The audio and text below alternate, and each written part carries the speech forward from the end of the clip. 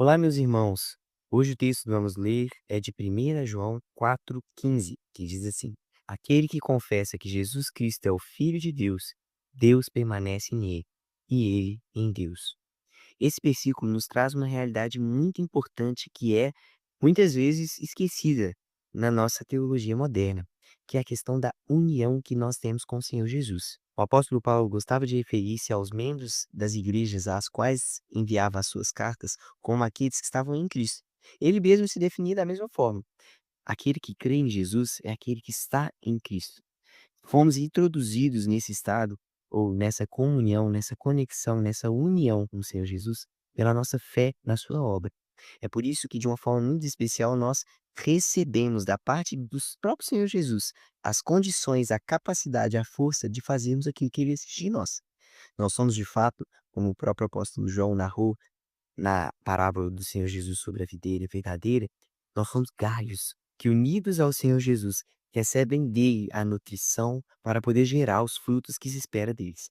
Essa é uma realidade desafiadora, porque exige mudança na nossa vida diária. Nós que estamos em Cristo não podemos mais agir como aqueles que estão no mundo. Nós que temos o representante Jesus não podemos mais nos comportar como aqueles cujo cabeça é Adão.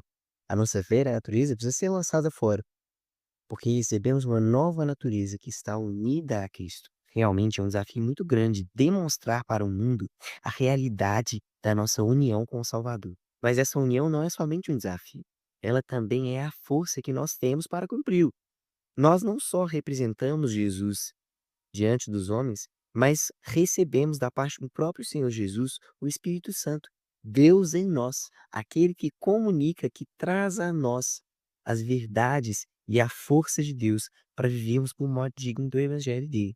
Portanto, esse versículo não só nos traz o chamado de fé, de crer no Senhor Jesus, não só nos traz o chamado de vida, de decisões de vida que honrem ao Senhor Jesus, como também nos traz a força que temos para viver esse chamado e para honrar essa fé que nós recebemos de Jesus.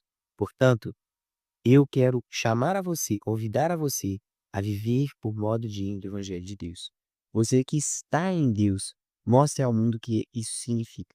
O apóstolo João, na sua primeira carta, faz questão de mostrar isso em ação.